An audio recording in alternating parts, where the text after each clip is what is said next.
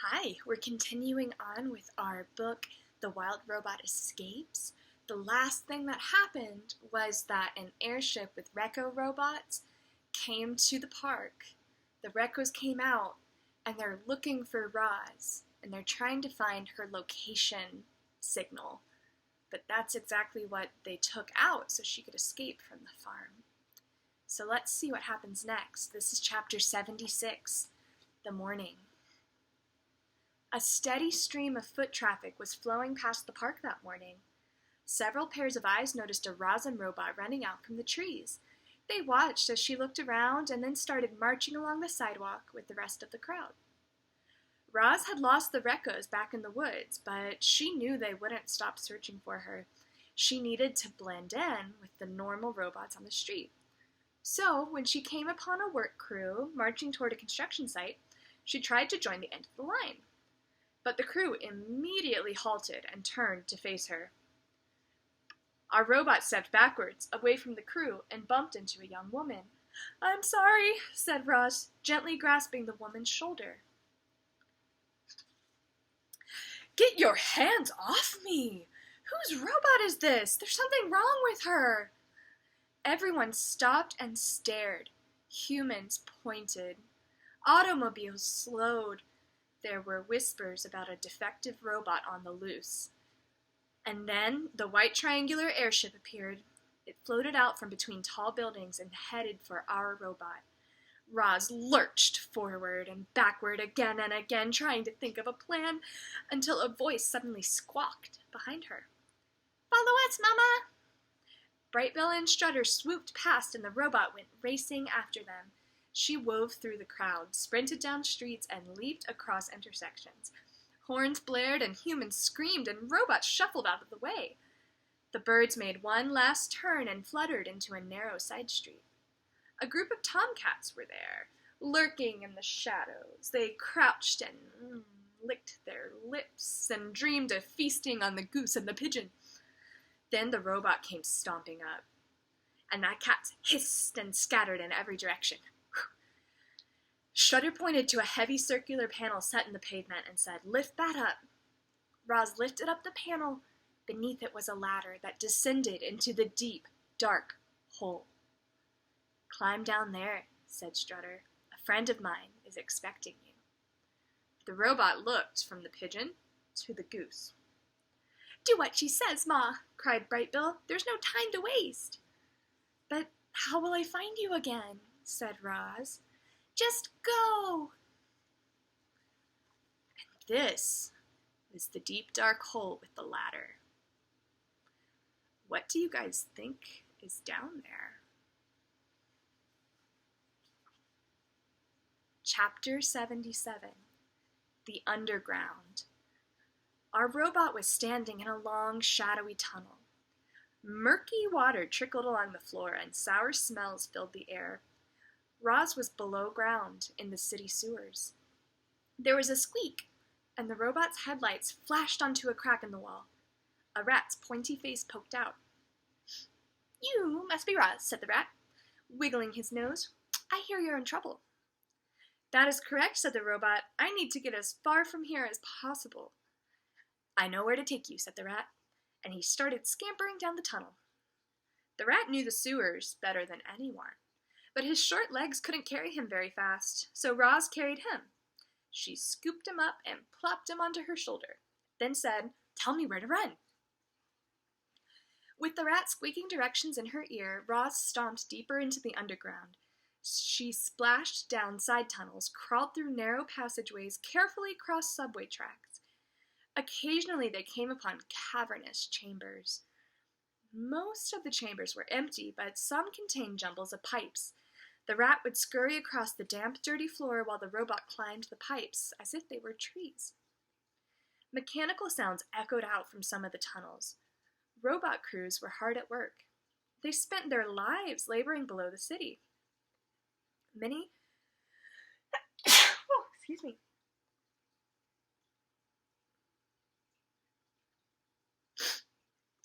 Allergies. Many of those robots would never even see the light of day. Roz was curious, of course, but she dared not spy on them. Those workers had no idea that a fellow robot was sneaking around through their underground home. After traveling through miles of tunnels, the rat and the robot came to a dead end. A ladder was bolted to the wall and disappeared into a hole in the ceiling. "I don't know what you'll find up there," squeaked the rat, "but good luck." "It cannot be any worse than where I was," said Roz, placing him on the ground. "Thank you for your help." The robot gave the rat a quick scratch behind his ears, and then she climbed up to the street. Chapter 78. The Chase. The street was empty. No people walking, no robots working, no automobiles driving. Roz looked to the sky, hoping to see Bright Bill or Strutter, but what she saw was a fleet of white triangular airships. They were floating over the city, searching for the runaway robot, and they had just spotted her. "Rosum, Unit 7134, do not move." 3 robots zipped down from a ship on cables. They were Recco's 10, 11, and 12. Each held a rifle at his side, but they did not fire their weapons. Not yet. Their orders were to retrieve the target unharmed if possible. Our robot's survival instincts blared like sirens in her head, and she burst away from the Reccos. She sprinted down an empty street and turned onto another empty street. All the streets seemed to be empty, but they wouldn't be empty for long. More and more big, bulky robots came zipping down to join the chase. The Reccos moved like machines. Their targets moved like an animal. The wild robot stayed low, gliding across the streets, dancing around buildings, vanishing into the shadows. Her computer brain thought back to those games of hide-and-seek she had played on the farm. But this was no game. Roz never should have gone into that alley. She was halfway through it when Reccos appeared at both ends. There was only one direction to go. Using all the strength in her legs, our robot launched herself high into the air, and she clamped onto the side of a building. Frightened faces peered out from a window, but Roz didn't want to frighten anyone. She just wanted to go home. Our robot launched herself up and across the alley and clamped onto the opposite building.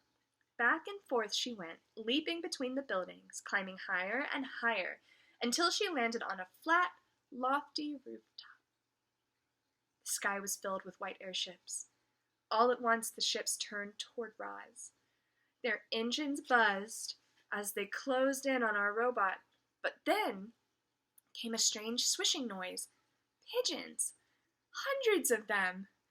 Thousands of them! Wave upon wave of pigeons streamed up from the streets and swarmed around the airships. Strutter had rallied her friends from every corner of the city. They had always disliked the airships, buzzing loudly, crowding the skies, forcing the birds to fly low. And now a city's worth of pigeons were finally unleashing their anger. As you'd expect, the airships fought back. Blazing beams of light flickered across the skyline and left charred feathers floating on the breeze. But the pigeons didn't retreat. They tightened around the ships, distracting them, confusing them. There was a deafening screech. Little bodies fell, and a ship spiraled out of sight, leaving a trail of smoke behind it. Roz watched in horror as more pigeons and ships went down. She hollered for the birds to fly away, but they were lost in a fighting frenzy. Heavy feet thumped onto the roof. "Rosum, Unit 7134, do not move." Roz didn't look. She just ran from the voice, leaping onto the next rooftop, and kept running. A robot leaped up to a higher rooftop and then down to a lower one. Up and down she went, leaping from building to building, footsteps thundering behind her. But still, the Reccos did not fire their rifles. "Mama, I'm here!" Bright Bill swooped alongside his mother as she ran. "What should we do?" "Bright Bill, you must fly to safety," hollered Roz. "It's too dangerous up here." And then in a softer voice, the robot said, "I cannot escape." "No, Mama, you've come so far. Don't give up now." Here's a picture of Roz running across the rooftops.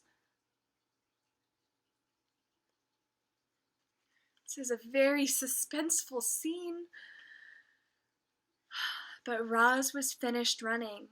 She slowed and stopped at the edge of the rooftop. The goose fluttered into her arms, and our friends held each other close. "You have been such a good son," said Roz. "You have saved my life so many times, but now you must save yourself and go on without me." "Will I see you again?" Bright Bill said, wiping his eyes. "I do not think so," said Roz. They still had so much to say to each other. There simply wasn't any more time. So they said the only words that really mattered. "I love you, Mama. I love you, son." Airships circled above. Reccos dropped onto rooftops. Rifles pointed at our robot. A voice boomed, "Rosum Unit 7134, do not move." But Roz did move. She heaved her son toward the sky so that he could fly to safety, and in that instant a trigger was pulled. A blazing beam of light flashed onto our robot's leg. Damaged sensors flared as the leg turned bright orange and melted away. Poor Roz tried to keep her balance, but she was already toppling backwards off the roof. She seemed to hang in the air, sparkling in the sunlight, and then she fell. Down, down, down, to the street below. As Roz was falling, she took one last look at Bright Bill, soaring in the sky above. She watched him get smaller and smaller, and then suddenly, everything went dark. Oh, wow. Suddenly, everything went dark. That was a really intense chapter, you guys. Roz decided that she couldn't run anymore, and she stopped trying.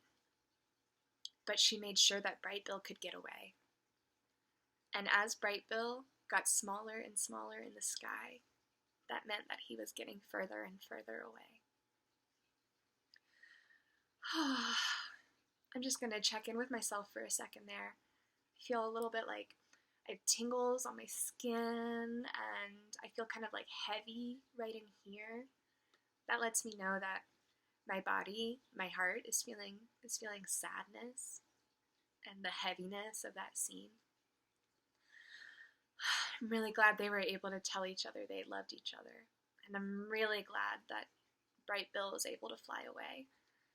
And I don't know, but I just feel like this isn't the end yet. So let's see what happens. Let's see what happens when we keep going. Chapter 79, The Designer. Roz awoke slowly. She was surprised to be waking up at all. That fall from the building should have destroyed her, and yet, here she was. But where was she? Everything was dark and silent. Was this where robots go when they die? No, as her systems activated, the real world came into focus. She saw white walls and floors, and she heard the hum of machinery in the background. Roz was somewhere inside the robot factory where she had been made. A pile of robot parts lay on the floor. The parts were smashed and mangled. It took a moment for Roz to realize she was looking down at her own broken body. It took another moment for her to realize she was now nothing more than a robotic head. Her head was sitting atop an electronic box that powered her computer brain. Roz still had her thoughts and her voice, but without a body she couldn't move, so she sat there completely helpless and waited for the makers to appear. The makers did not appear. Instead, Roz heard soft footsteps and an old woman appeared. She was elegant, with white hair and red lipstick and black clothes. Flowery perfume wafted behind her. Every detail about the woman was neat and precise, except for her fingers, which were smudged with dark grease. "Welcome back, Roz," said the woman, wiping her hands on a rag. "I wasn't sure I'd get your computer brain working again. You took quite a spill out there. How do you feel?" Roz just stared. Here's the woman, the elegant old woman with white hair and red lipstick and black clothes. Everything about her neat and tidy except for grease on her hands. "You don't have to pretend anymore," said the woman. "I know you're not a normal robot. Everyone knows. You made that perfectly clear when you led the Reccos on that wild chase through the city." Roz remained silent. "I watched a video of the chase. I don't know how you got those pigeons to attack our airships, but I'm more interested in the goose. You seem to be speaking with it. Can you explain this to me?" "The goose is my son," Roz said at last. "Oh, is that so?" The woman arched an eyebrow. "Roz, I repaired your computer brain so I could talk with you. I want to know how you came to be this way. So let's talk. I'll begin by introducing myself. My name is Dr. Malivo. A long time ago, I fell in love with computers and robots, and I created a company called Tech Lab Industries. Since then, millions of robots have been produced right here in this factory, and I've designed every last one of them." Dr. Malivo leaned forward. "Roz, I designed you." Wow. Let's pause for just a moment there to reflect on what happened. Is Roz still alive in her robot way? She is. She is. And a woman is there, and it turns out that the woman designed Roz. She designed all the robots. And does she want to wipe Roz's memory? She does not. She is interested in something different. She wants to talk to Roz about her experiences and how Roz came to be such a unique robot. Can't wait to see what happens next. I am going to stop our video right there, so it's a good time to take a pause, or you can continue on with the next one.